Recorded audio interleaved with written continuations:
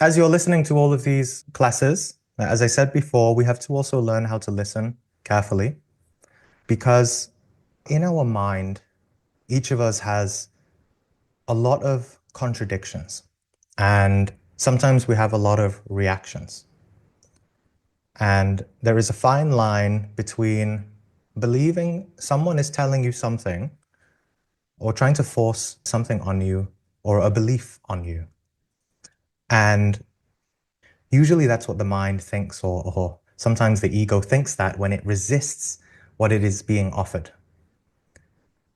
But if we're listening very carefully, well, in order to listen, we have to also observe our own reactions, our own contradictions that we hold inside. But that's not possible to listen properly if we don't know ourselves.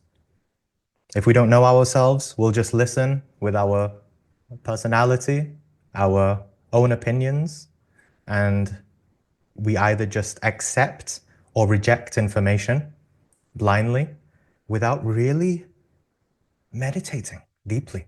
And that's the main topic or energy that I want to offer today, which is meditation.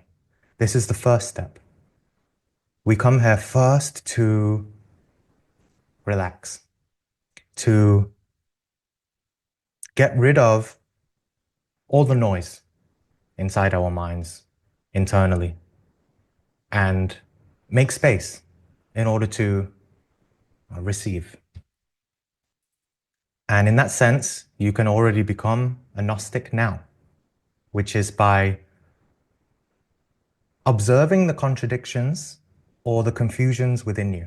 Because as soon as you start, if any of you are having confusions, doubts, contradictions, conflicts inside you, as soon as you start observing them internally, psychologically, that means you don't identify, you just watch your thoughts, then there is a possibility for you to synthesize.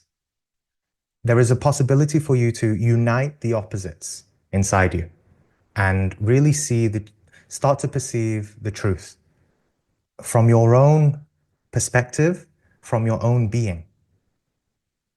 So that's the main point of today, which is making a choice to make more space within us.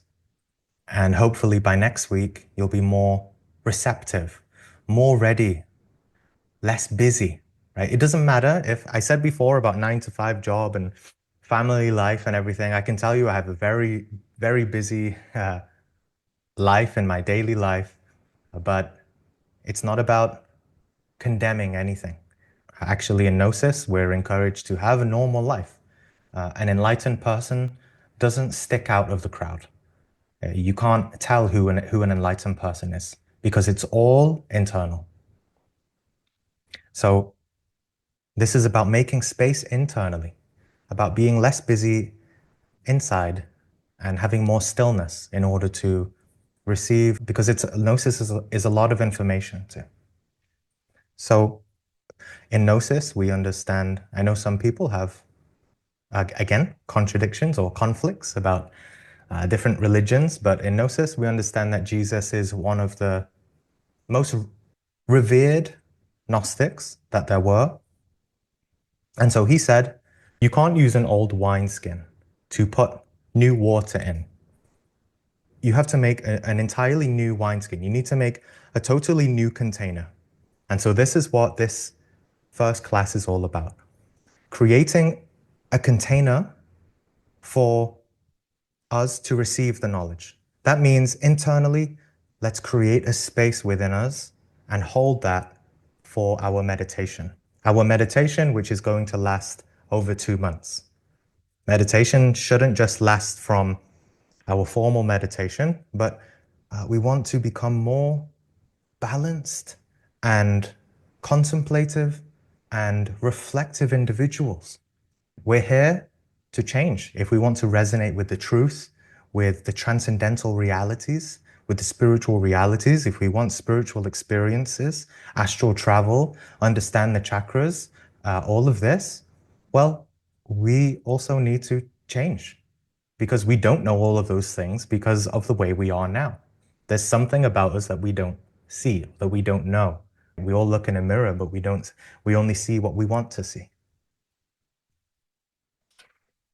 And the Buddha has this teaching too, that the Buddha's bowl is always facing up. That means it's ready to receive. The bowl isn't facing down. So you can ask yourself internally, is my bowl facing down? Am I too preoccupied, too busy, too much thinking, too much noise, too much agitation? Or are you still? Is your bowl up, ready to receive?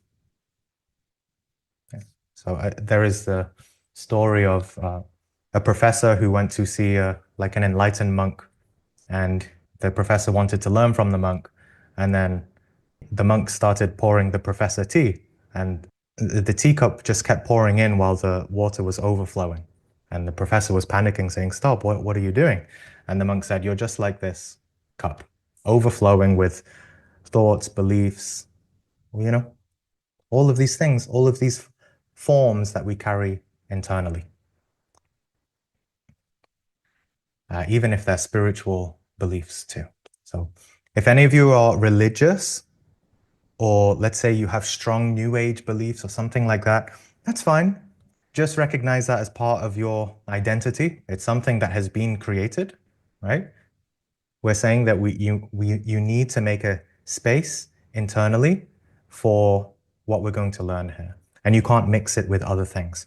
In the Q&A, you can certainly ask questions about other religions and other belief systems or spiritual schools and teachings, but I'm going to have to use my mind to translate and relate Gnosis to that. But even when I do that, it's likely not going to be that effective. So in the beginning, a lot of you might not know a lot of Gnosis, so we can start with a lot of those questions first, but later on, you'll see that some things might be more difficult to grasp. And so we'll really start getting into the nitty-gritty of the Gnostic teachings.